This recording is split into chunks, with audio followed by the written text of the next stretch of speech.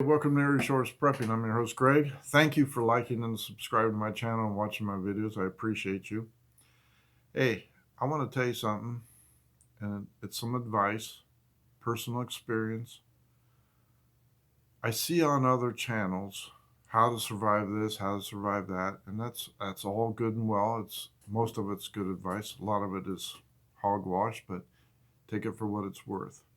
People ask me, what am I preparing for? I am preparing primarily for an economic collapse. What does that look like? I am preparing to stock up on food, hard money, and other items. I've never stopped. I'll keep going. My paychecks are much smaller, thanks to COVID and everything else. So I do a little bit at a time, and you should be too. But that's my primary. I'm taking former President Trump at his word that you're going to see a depression like we've never seen before. What other channels don't tell you or explain to you because they're too young is what it's like to survive a depression. Now, I was not born during the depression. I'm not that old, although I was called vintage by someone who was younger. My parents did survive it. My grandparents lived it. Both of them, on both sides of the family, shared their experiences with me, and I was fascinated by that from when I could understand it, primarily around 10, 11, 12, 13 years old. I would ask them nonstop questions, make them relive it, how to survive it, what did they do, what was it like. So I am telling you what they told me, actual survivors of the Great Depression. First and foremost, food was scarce. Nothing on the grocery store shelves, and if you did go to the grocery store, you were wealthy. They ate boiled potatoes, homemade egg noodles when you could get eggs. I said, how much was a dozen eggs back then? And they said 5 cents. Fish from Lake Erie when they could get it. Flour, rice, beans, and whatnot. My one grandmother worked in the hospital. My other grandmother was a school teacher, but she homeschooled because there was 10 of them. My grandfather in Cleveland was a bricklayer, and he was gone before the sun came up and didn't come home till after the sun came down. So he was working a lot, worked himself to death for $5 a week, which was good money. My other grandfather was a railroad engineer, and he was gone all the time. He'd come home for a couple days, give grandmother his cash paycheck, $25 a month, and was gone. Worked himself to death. They got a phone call from the railroad. Hey, your husband passed away. Your father passed away. He's dead of a heart attack. What do you want us to do? And they shipped his body home on the rail car. My father ate a lot of fried mush, which people don't know about anymore. You don't see it in bakeries very often, if at all. Boiled potatoes, fresh vegetables, fruit, if you could get it or you grew it. They had little gardens. My grandmother was an excellent cook, homemade pasta noodles.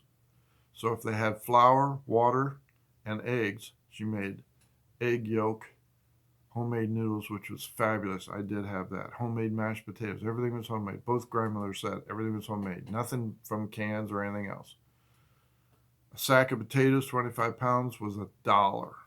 And if you had $1, you were wealthy. But that got you 25 pounds of fresh russet potatoes, which they baked, boiled, made mashed potatoes. So the reason I'm telling you this is what actually was going on. Rice, beans, nothing, no steaks, none of that stuff. My grandmother told me they were never so poor that they would not give up a plate of beans or a bowl of rice. All the children would take a scoop of food off their plate, put it in a bowl, and she would take it out to a family that was passing by, or a man or something like that, feed him and get him on his way. I said, what were people like? Both grandmothers at different times said people were miserable. Men were angry, bitter, resentful. depressed. The ones that were working worked themselves into an early grave. Hospitals were filled with polio, tuberculosis, whooping cough, all kinds of diseases. People were going mentally and emotionally crazy, locked up. She said what was sad is if the men earned a nickel, they would always find a bottle of whiskey or beer or something and drink themselves into a stupor. And she goes, that was depressing because that should have fed their family. Instead, they drank themselves. Drug abuse was rampant. She saw that in the hospital. My other grandmother in Cleveland kept a very close eye on their children because she said strangers passing by would kill you for the shoes you had on your feet. And she goes, she wasn't kidding. They had a hard, road-weary look about them.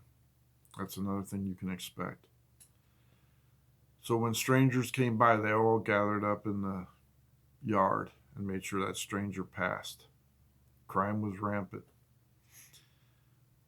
It was a tough go.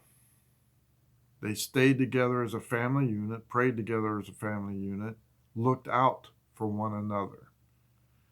She said the neighbors that were fortunate enough to work banded together. Good advice. That's what I've been telling you. Form your crews, your mags, whatever, mutual assistance, form groups in your neighborhood to look out for one another, for those people passing through that would rob you, kill you for the clothes or shoes on your back. I asked them, how did you get clothes? And my one aunt said, I wore my sister's clothes when she outgrew them. You didn't just go get a new pair of jeans at whatever store. No, they were refitted, restitched, and you wore them out. My parents were good. They survived. They passed that information along to me, and I'm passing it along to you.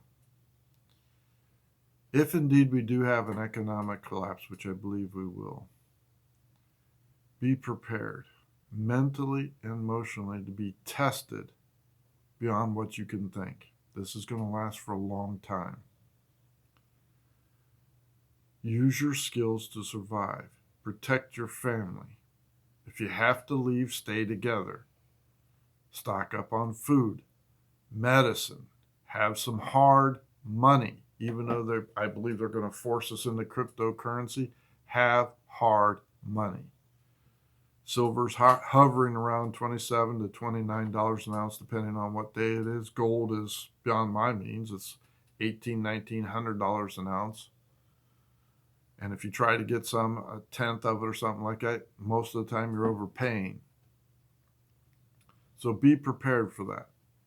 Gasoline will be ridiculous. Go as far as you can with what you have. Be prepared. I learned the lessons from my grandparents. They told me firsthand what it was like. My parents told me firsthand what it was like as children. So now I am talking to you because there aren't many people left that actually had the conversations with their parents or grandparents that survived the Depression. Take my advice. Prepare, stock up, read hard books. Have hardcover books. Watch. Learn. If you think you're going to be a hunter-gatherer, watch the shows Alone or Naked and Afraid XL. Even though they can tap out anytime and leave, you can't tap out and leave at any time during the Depression. That will last for years. Be resourceful. I can't tell you any more than what my parents told me, and I'm sharing that with you. Thank you for watching. Get yourself right with God. Please get baptized. Both of those are free.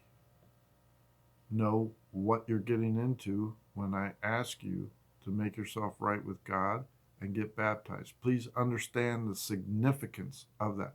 It won't save you from the depression. It won't save you from the persecution that's coming. It won't save you from anything here on earth, but it will save you from going to hell. And that's what I care about.